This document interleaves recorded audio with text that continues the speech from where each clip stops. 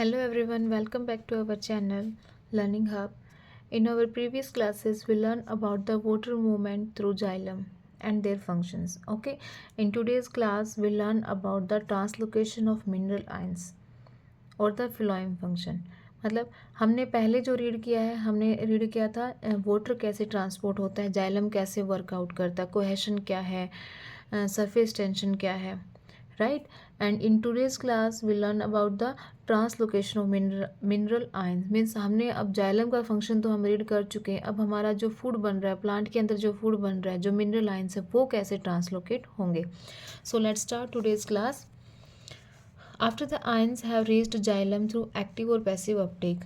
मतलब जब ions xylem के थ्रू पहुंच जाते हैं और a combination of the two, there further transport of the stem to all parts of the plant is through the transpiration stream. Means पहले उनके अंदर एक्टिव और पैसिव डिफ्यूजन होता है, उसके बाद जो लॉन्ग ट्रांसपोर्टेशन होता है वो एक ट्रांसपिरेशन स्ट्रीम के थ्रू होता है। इन सब के बाद जो हमारा ट्रांसलोकेशन आता है वो मिनरल्स का आता है, फूड का आता है। The chief sinks for the mineral element are the growing reason.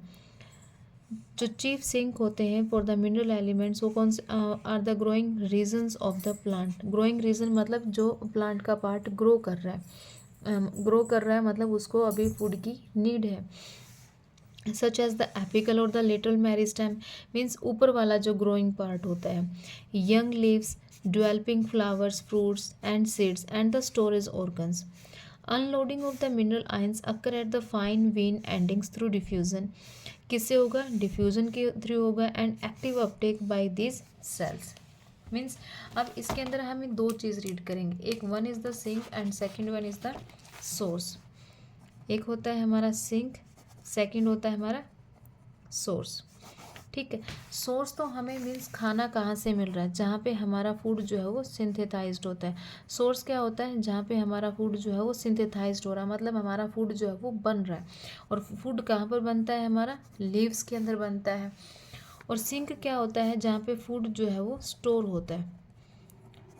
अब यहाँ पे हमारा फूड बन गया, ग्लूकोज बन गई, अब वो ग्लूकोज स्टोर कहाँ पर होगी? हमारी सिंक के अंदर होगी। इसके अंदर हम दो जो है इंपॉर्टेंट चीज़ें रीड करते हैं। और सोर्स में जब फूड सिंथेसाइज्ड हो गया तो यहाँ पे फूड की क्या होती है?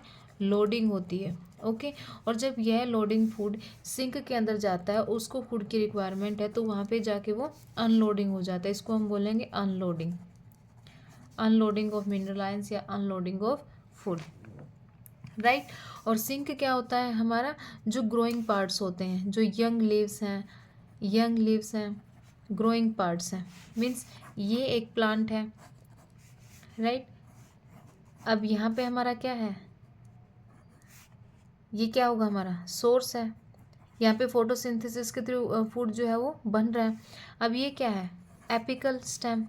एपिकल स्टेम मतलब जो ऊपर वाली होती है, एपिकल स्टेम जो ग्रोइंग होती है, एपिकल जो ग्रोइंग पार्ट है। अब इसको क्या है? फूड की रिक्वायरमेंट है, इसको फूड मिलेगा तभी तो ये ग्रो करेगा। तो ये सोर्स, अब यहाँ पे हमारा खाना जो है क्या हो रहा है? लोड हो रहा है। और ये जब इस टाइम के ऊपर आ जाता है, यहाँ पे आके क्या हो जाता है? अनलोडिंग हो जाती है फूड की। क्या हो जाती है? यहाँ पे अनलोडिंग हो जाती है। This leaf act as the source because here food is synthesized, and this part of growing part is act as a sink because this required food for its growing। मतलब इसको बड़ा होने के लिए, अपनी ग्रोथ के लिए क्या चाहिए? फूड चाहिए। Now mineral ions are frequently remobilized. Mineral ions जो है वो फ्रिक्वेंटली रीमोबिलाइज्ड हो जाते हैं, particularly from the older senescence part। older dying leaves export much of their, जो older जो पुराने पत्ते जब झड़ने लग जाते हैं उनको हम बोलते हैं older dying leaves। वो एक्सपोर्ट करते हैं अपने मिनरल कंटेंट को किसको दे देते हैं? यंगर लीव्स को दे देते हैं। एक्सपोर्ट करना मतलब कि अपनी चीज़ें यंगर पार्ट्स को दे देते हैं, क्योंकि वो क्या हो चुके हैं? ओल्डर हो चुके हैं, और उनके डाई होने से पहले ही वो अपना सारा का सारा आयंस क्या है? एक्सपोर्ट कर देते हैं। Similarly before leaf fall in deciduous plants minerals are remove to other parts. Elements most readily mobilized are, कौन कौन से एलिमेंट्स मोस्ट रेडिली मोबिलाइज्ड होते हैं? Phosphorus, sulphur, nitrogen, potassium and some elements that are structural components like calcium are not remobilized. जो calcium है वो रिमोबिलाइज्ड नहीं होता है, बाकी जो एलिमेंट्स होते हैं वो सारे के सारे क्या है? रेडिली मोबिलाइज हो जाते हैं, मतलब कन्वर्ट हो जाते हैं। An analysis of xylem exudate shows that some of the nitrogen travels as inorganic ions. ये हमने पहले भी रीड किया था कि जो inorganic ions है वो किसके थ्रू ट्रैवल करते हैं, जाइलम के through. Much of it is carried in the organic form as amino acids and related compounds. Similarly, small amounts of phosphor and sulfur are carried as organic compounds. In addition, small amounts of exchange of material does not take place between xylem and phloem. Hence, it is not that we can clearly make a distinction and say categorically that xylem transports only inorganic nutrients while phloem transports only organic nutrients. Right? अब हमारे दो तरीके के nutrients होते हैं, organic and inorganic. Organic में क्या आता है हमारा, अमीनो एसिड्स आते हैं, राइट. और इनऑर्गेनिक के अंदर क्या आता है, पोटेशियम आ जाता है, सोडियम आ जाता है, फास्फोरस आ जाता है, NH3 पॉजिटिव, NH2 पॉजिटिव, कुछ आयंस जो है वो अमोनिया के भी इसके अंदर आते हैं, राइट. और ये xylem transport only inorganic transport. जो इनऑर्गेनिक ट्रांसपोर्ट है ये किसके थ्रू ट्रांसपोर्ट होता है, ओनली जाइलम के थ्रू. और जो अमीनो एसिड है किसके थ्रू ट्रांसपोर्ट होता है, only phloem, right. Two types के न्यूट्रिएंट्स होते हैं, ऑर्गेनिक एंड इनऑर्गेनिक. जो ऑर्गेनिक है उनको फ्लोएम ट्रांसलोकेट करता है और जो इनऑर्गेनिक है उनको कौन करता है, जाइलम करता है. Now phloem transport flow from source to sink. अब फ्लोएम की ट्रांसपोर्ट कैसे होती है, flow from the source to sink. मतलब अब जहाँ पे खाना बना है वहाँ से वो सिंक तक जाता कैसे है. Food primary sucrose. अब यहाँ पे जो फूड बनता है फोटोसिंथेसिस के थ्रू क्या बना, फूड बना. उस फूड का नाम क्या है, ग्लूकोज है. अब ये ग्लूकोज किसके अंदर स्टोर हो जाती है, सुक्रोज के अंदर, जो कि क्या है, एक डाइसैकेराइड है. क्या है, कैसे शुगर है, डाइसैकेराइड शुगर है सुक्रोज. ओके, प्लांट शुगर इसको हम बोलते हैं. और एनिमल शुगर कौन सी होती है, ग्लाइकोजन. प्लांट शुगर कौन सी होती है, सुक्रोज होती है. ग्लूकोज जैसे ही बना लीव्स के अंदर वो किसके अंदर कन्वर्ट हो जाता है, सुक्रोज के अंदर कन्वर्ट हो जाता है. सुक्रोज एक डाइसैकेराइड शुगर है. Now, food primary sucrose is transported by the vascular tissue. Vascular tissue means phloem के थ्रू ट्रांसपोर्ट होगा from source to the sink. मतलब जहाँ पे खाना बना है वहाँ से सिंक में जाएगा. Usually the source is understood to be that the part of plant which is source क्या है, अब इसने clearly लिखा source क्या है, which synthesizes the food, that is the leaf, and the sink that part that needs or stores the food. और sink क्या है, वो part जो food को store करता है. But the source and sink may be reversed. अब ये क्या हो सकते हैं, रिवर्स्ड हो सकते हैं. क्या हो सकते हैं, ये दोनों पार्ट हमारे क्या हो सकते हैं, रिवर्स्ड हो सकते हैं. मतलब ये किसके ऊपर डिपेंड करते हैं, depending on the season. Depending on season, जैसा सीजन हो वैसा ही ये क्या करते हैं, बिहेव करते हैं. और the plants need sugar stored in roots may be mobilized to become a source of food in the early spring. मतलब जो शुगर अब स्टोर हुई है, जो शुगर अब स्टोर हुई है रूट्स के अंदर, वो मोबिलाइज हो सकती है और एक सोर्स की तरह एक्ट कर सकती है in the early spring when the buds of trees act as a sink.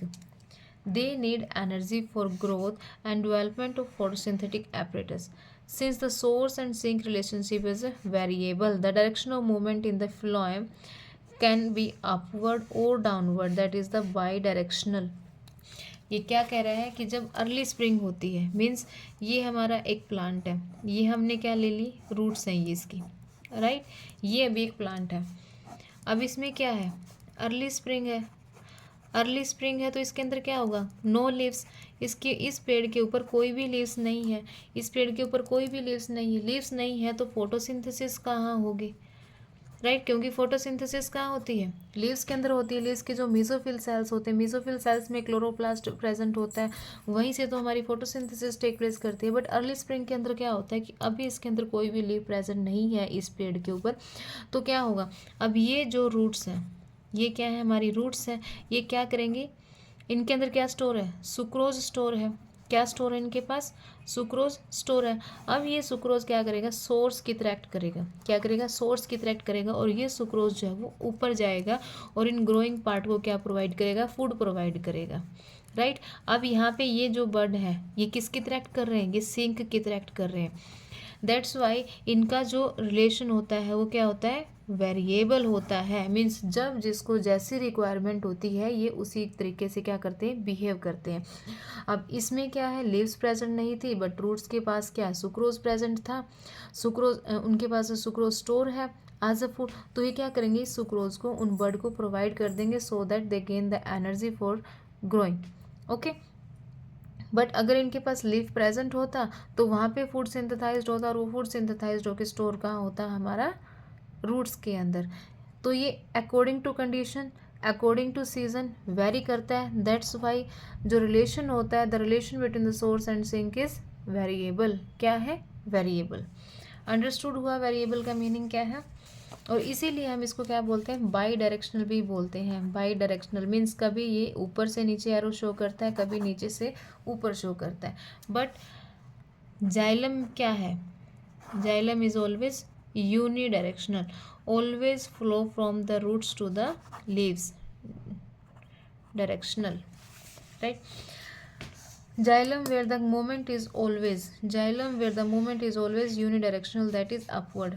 Hence, unlike one way flow water in transpiration, food in phloem sap can be transported in any required direction. मतलब जिस भी कोई भी direction जो है, जैसी direction required है वो उस तरीके से मूव करेगा।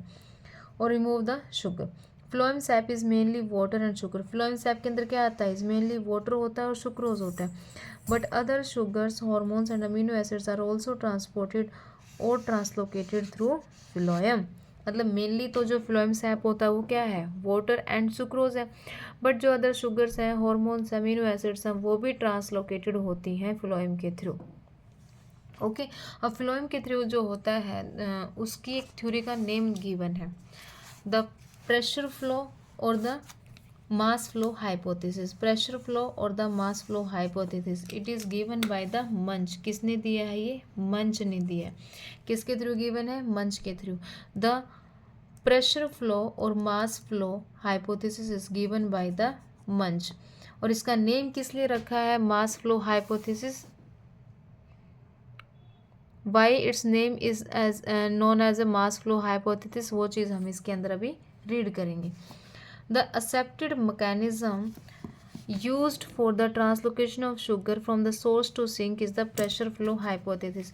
मीन्स अब तक का जो accepted mechanism है वो कौन सा है, pressure flow hypothesis, and it is given by the Munch।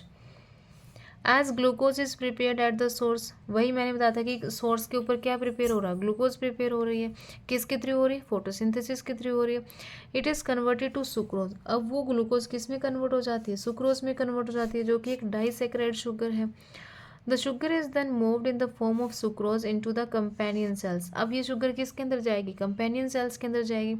And then into the living phloem sieve tube cells by the active transport. Active transport के थ्रू होगा। एक्टिव ट्रांसपोर्ट के थ्रू मतलब अब ये क्या एनर्जी लेगा, एनर्जी लेगा ATP.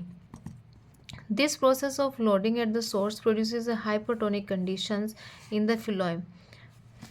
Right, अब मैं आपको बना के दिखाती हूँ, उससे आपको ज़्यादा क्लियर होगा। ये हमारा क्या है, दिस इज फ्लोएम, ये हमारा क्या है, फ्लोएम है। सीव ट्यूब सेल्स है, ये क्या है, हमारे सीव ट्यूब सेल्स हैं। अब इसने क्या बोला, अब ये क्या है, हमारी लीफ है। लीफ के अंदर जो मीजोफिल सेल्स होते हैं, कौन से सेल्स होते हैं, मीजोफिल सेल्स होते हैं। मीजोफिल सेल्स में क्या प्रेजेंट होता है, क्लोरोप्लास्ट प्रेजेंट होता है। क्लोरोप्लास्ट प्रेजेंट है तो वहाँ पे क्या होगा, हमारा फोटोसिंथेसिस टेक प्लेस करेगा। फोटोसिंथेसिस टेक प्लेस करेगा तो क्या बन जाएगा, अब यहाँ पे फूड बन जाएगा। फूड किसकी फॉर्म में बनेगा, ग्लूकोज की फॉर्म में बनेगा। बट स्टोर किसकी फॉर्म में होगा, सुक्रोज की फॉर्म में होगा, ठीक है, जो कि एक डाइसैकेराइड है, जो कि एक डाइसैकेराइड है। राइट, अब इनके अंदर क्या बन गया था, हमारा सुक्रोज बन गया था। अब ये सुक्रोज कहाँ जाएगा, कंपेनियन सेल्स के अंदर जाएगा। ये अब ये कौन से सेल हैं, these are the companion cells. Right, leaves ने शुगर बनाई, फूड बनाया, सुक्रोज। सुक्रोज अब कहाँ ट्रांसफ़र हो गया, हमारा कंपेनियन सेल के अंदर। अब ये कंपेनियन सेल से हमारा खाना कहाँ जाएगा, सीव ट्यूब सेल के अंदर, जो कि क्या है, हमारा फ्लोएम है। राइट। अब ये सीव ट्यूब सेल के अंदर जाएगा तो ये एक्टिवली ट्रांसपोर्ट होगा। एक्टिवली ट्रांसपोर्ट का मतलब है तो ये क्या लेगा, एटीपी लेगा। एटीपी में एनर्जी, एटीपी जो है फिर एटीपी के अंदर कन्वर्ट हो जाएगा, मतलब ये एनर्जी यूज़ करेगा इन द फॉर्म ऑफ एटीपी। यहाँ तक क्लियर हुआ है। उसके बाद क्या बोल रहा है, water in the adjacent xylem moves into the phloem by osmosis। अब यहाँ पे इसने बोला कि एक हाइपरटोनिक कंडीशन से राइज हो जाती है। सुक्रोज क्या है, सॉल्यूट ही है, ये भी एक क्या प्रेजेंट है, सॉल्यूट है ये। अब कंपेनियन सेल से सीव ट्यूब सेल के अंदर आएगा तो ये क्या आ जाएगा, यहाँ पे सॉल्यूट आ जाएगा और ये सुक्रोज आ जाएगा। मतलब कुछ भी लगा लो, सॉल्यूट लगा लो, सुक्रोज लगा लो, दोनों सेम ही है, दोनों ही क्या है, फिलोएम का सैप है। अब इसके साथ में एडजेसेंट में क्या है, जाइलम है। क्या प्रेजेंट है, जाइलम है, जहाँ पे हमारा क्या है, वाटर प्रेजेंट है। क्या है, वाटर प्रेजेंट है। अब इस यहाँ पे वाटर पोटेंशियल क्या है हमारा, ज़्यादा है, बट फ्लोएम के अंदर सॉल्यूट आने की वजह से इसका वाटर पोटेंशियल क्या हो जाएगा, इसका वाटर पोटेंशियल क्या हो जाएगा, डाउन हो जाएगा। अब इसका वाटर पोटेंशियल डाउन हो जाएगा तो यहाँ से वाटर की मूवमेंट जो है वो आनी स्टार्ट हो जाएगी, और ये भी क्या है, एक्टिवली ट्रांसपोर्टेड है। ये भी क्या है, एक्टिवली ट्रांसपोर्टेड है। हाइपरटोनिक कंडीशन अराइज होती है फिलोएम के अंदर due to the presence of lots of solute, and this hypertonic condition equilibrize with the by the xylem by giving water to the phloem। Okay, clear हुई ये बात आपको। अब आगे क्या बोलता है वो रीड करते हैं। एज ऑस्मोटिक प्रेशर, अब यहाँ पे जो वाटर ट्रांसपोर्ट हो रहा है वो किससे हो रहा है, ऑस्मोसिस से। किससे हो रहा है हमारा, ऑस्मोसिस से। As osmotic pressure builds up the phloem sap will move to the area of the lower pressure। At the sink osmotic pressure must be reduced. अब देखो, अब क्या है, यहाँ पे वाटर ने आना स्टार्ट कर दिया। अब वाटर और सुक्रोज क्या है, यहाँ पे क्या करेंगे, एक ऑस्मोटिक प्रेशर जनरेट करेंगे। अब वाटर जो है हमारा यहाँ से डाउनवर्ड, मतलब अब ग्रेविटी यहाँ पे वर्कआउट करेगी। क्या करेगी, ग्रेविटी वर्कआउट करेगी।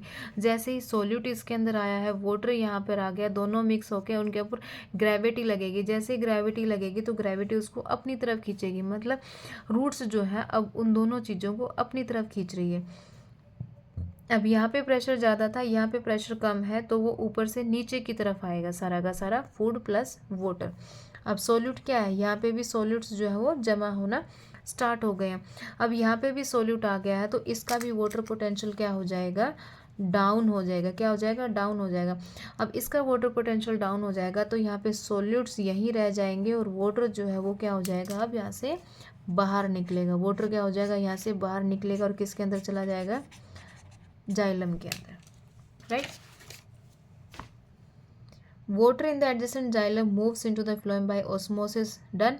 As osmotic pressure builds up, the phloem sap will move to the areas to the lower pressure, मतलब नीचे की तरफ आता है।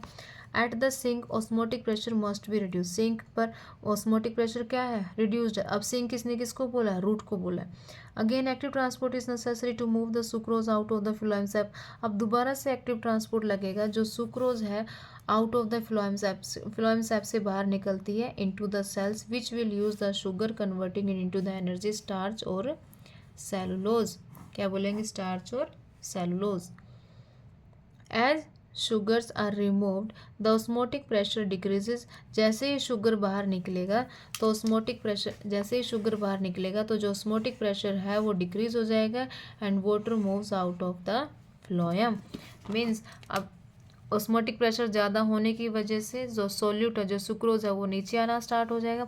जैसे ही नीचे आएगा तो वो सिंक में जाके स्टोर हो जाएगा। सिंक में जाके जैसे ही वो स्टोर होगा तो सोल्यूट के बाहर जाने की वजह से ऑस्मोटिक प्रेशर जो है वो दोबारा से नॉर्मल हो जाएगा और जो वाटर है वो फ्लोएम से बाहर निकलना स्टार्ट करेगा जाइलम के अंदर। To summarize the movement of sugar in the phloem begins at the movement of sugars in the phloem begins at the source. Means अगर हम इसको समराइज करते हैं तो शुगर की मूवमेंट है वो कहाँ स्टार्ट होती है, सोर्स से स्टार्ट होती है। वेयर शुगर्स आर लोडेड, जहाँ पे शुगर क्या होती है हमारी लोडेड होती है और एक्टिवली ट्रांसपोर्ट होती है। इसके अंदर क्या यूज़ होता है, एटीपी यूज़ होता है into a sieve tube. Loading of the phloem sets up a water potential gradient. अब जब लोडिंग होती है तो उसकी वजह से वाटर पोटेंशियल ग्रेडियंट सेटअप हो जाता है that facilitate the mass movement in the phloem. Means अब यहाँ पे एटीपी की वजह से, यहाँ पे सुक्रोज आने की वजह से यहाँ पे क्या होगा, वाटर पोटेंशियल जनरेट होगा। वाटर पोटेंशियल की वजह से क्या होगा, मास मूवमेंट होगा फ्लोएम का। Phloem tissue is composed of सीव tube sales. अब फ्लोएम के अंदर क्या था हमारा, सीव ट्यूब सेल्स प्रेजेंट है, which form long columns with holes in their and walls called the सीव plates. अब ये लॉन्ग कॉलम बनाते हैं। Cytoplasmic strands pass through the holes in the, जो साइटोप्लाज्मिक स्ट्रैंड है वो पास होता है इनसे, सो फॉर्मिंग कंटिन्यूस फिलामेंट, जिसकी वजह से कंटिन्यूस फिलामेंट बनता है। As hydrostatic pressure in the sieve tube of the phloem. अब यहाँ पे क्या हो जाता है, पहले यहाँ पे हाइपरस्टेटिक प्रेशर जनरेट हो जाता था, अब जैसे ही वाटर भी इधर से आता है तो हाइड्रोस्टेटिक प्रेशर जो है वो जनरेट हो जाता है। Pressure flow begins and the sap move through the phloem. Meanwhile at the sink incoming sugars are actively transported out of the phloem and removed. ये यहाँ पे जो डायग्राम है वो शो किया गया है। अब यहाँ पे हमारी क्या हो रही है, लोडिंग हो रही है। यहाँ पे अब ये मेसोफिल सेल्स से क्लोरोप्लास्ट प्रेजेंट है, फोटोसिंथेसिस टेक प्लेस करती है, उसके बाद यहाँ से हमारी क्या होती है, लोडिंग होती है। Sugar enter into sieve tube, water follows by the osmosis.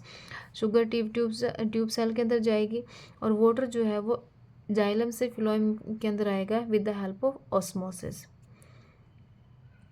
Right. अब यहाँ पे जो लोडिंग हो गई है तो खाना जो अब किसके पास जाएगा, रूट के पास जाएगा। अभी रूट को रिक्वायरमेंट है तो रूट के पास जाके वो क्या हो जाएगा, अनलोड हो जाएगा। अब शुगर जो है वो leave sieve tube from metabolism and storage, water follows by osmosis. Water दोबारा से कहाँ चला जाएगा, जाइलम के अंदर, right. This is the diagram of mass flow hypothesis.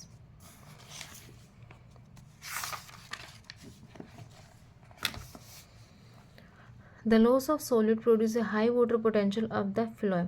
अब सोल्यूट मतलब अब वो सोल्यूट कहाँ चला गया है, सिंक के अंदर चला गया।